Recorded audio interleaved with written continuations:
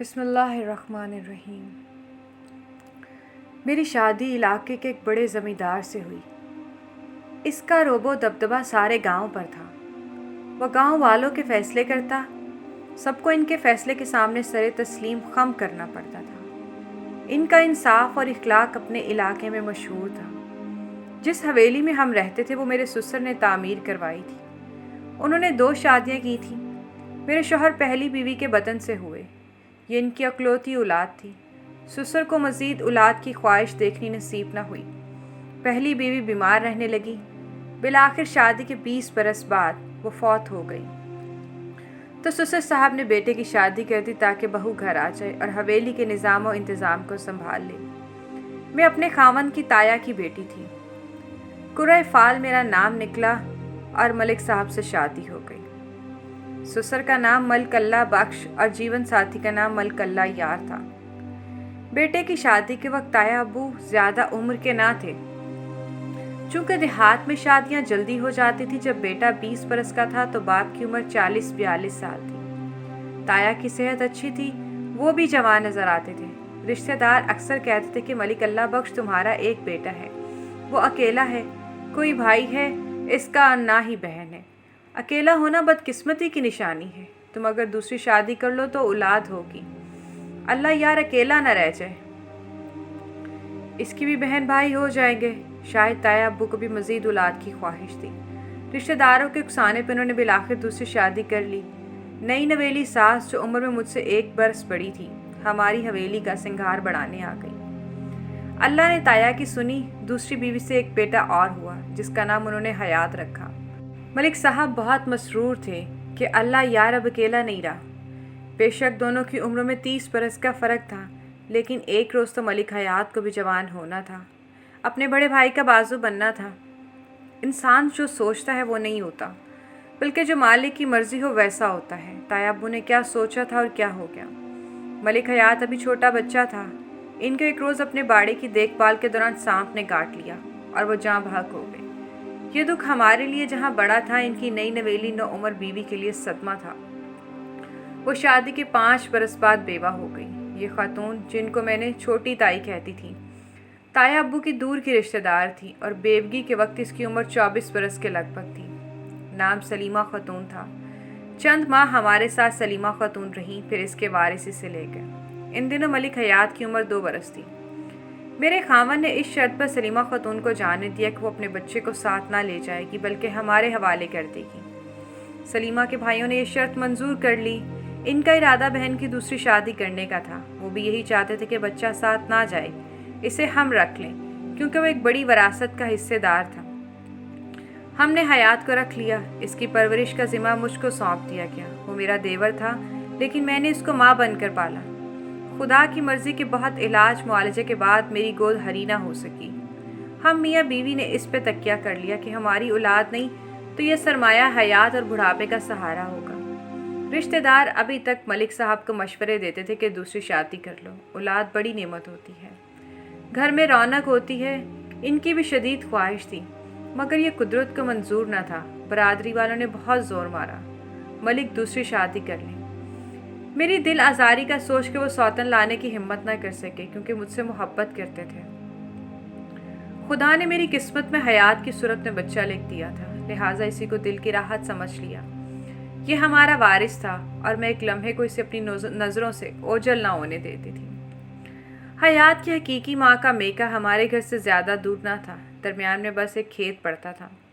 حیات کی نانی اکثر ملازمہ کو بھیج کر نواسے کو بلوا لیتی تھی۔ وہ اس بچے سے بہت پیار کرتی تھی۔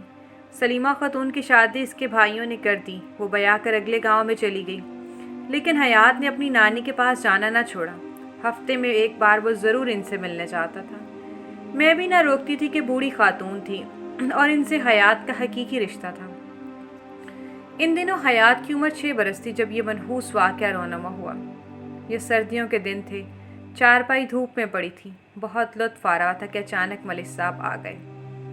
وہ بہت غصے میں تھے۔ کیا بات ہے میرے مالک؟ میں نے ڈرتے ڈرتے سوال کیا۔ سلیمہ خاتون کے چھوٹے بھائی نے برادری کے ایک اور شادی شدہ عورت کو اغوا کیا ہے۔ میری وجہ سے عورت کے وارث کسی انتہائی قدم اٹھانے سے گریز کر رہے ہیں۔ وہ میرے پاس انصاف طلب کرنے آئے تھے۔ آپ انصاف کریں گے مجھے امید ہے۔ میں نے ان کو ڈھارس دی ہے۔ ہاں، مگر سلیمہ خاتون کا بھائی ہماری حیات کا سگا ماموں ہے۔ رشتے کا یہ بندھن دشواری بن گیا ہے۔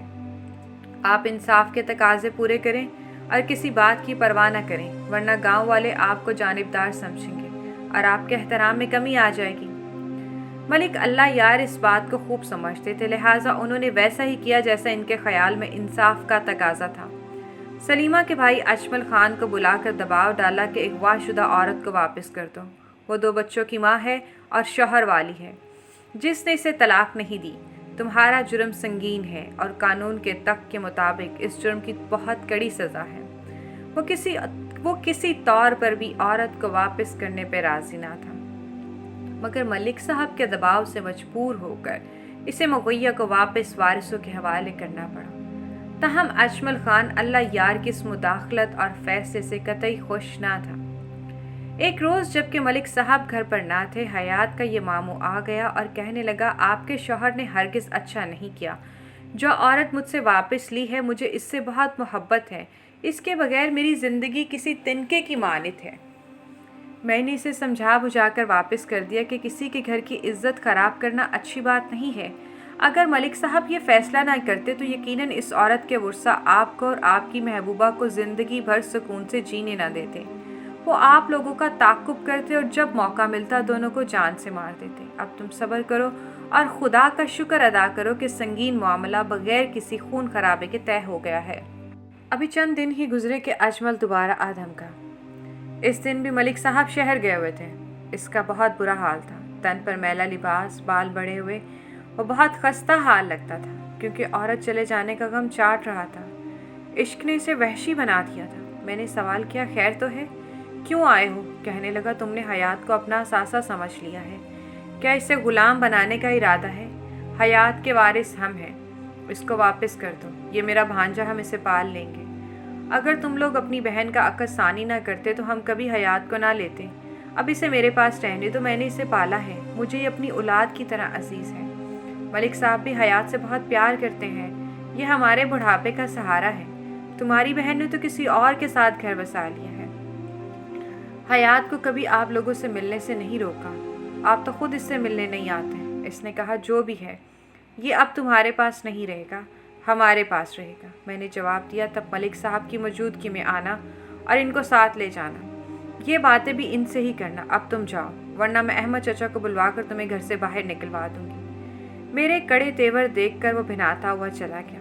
اس واقعے کے 2 روز بعد ہی حیات کی نانی اماں کے گھر سے ایک ملازمہ آئی اور کہا کہ حیات کو بھیج دیں، اس کی نانی بیمار ہے اور اسے بہت یاد کر رہی ہے۔ ملک صاحب شہر سے آ جائیں، وہ خود حیات کو نانی اماں کے پاس لے کر جائیں گے اور ان کی اجازت کے بغیر اب میں نہیں بھیج سکتی۔ حیات یہ باتیں سن رہا تھا، وہ کچھ بے چین سا ہو گیا۔ کہنے لگا، بھابھی جان ہم کو جانے دیں، نانی اماں انتظار کر رہی ہوں گی، تم تھوڑا انتظار کر لو، ملک صاحب آج شام تک آ جائیں گے، وعدہ کرتی ہوں کل تم کو نانی اماں کے پاس بھیج دوں گی۔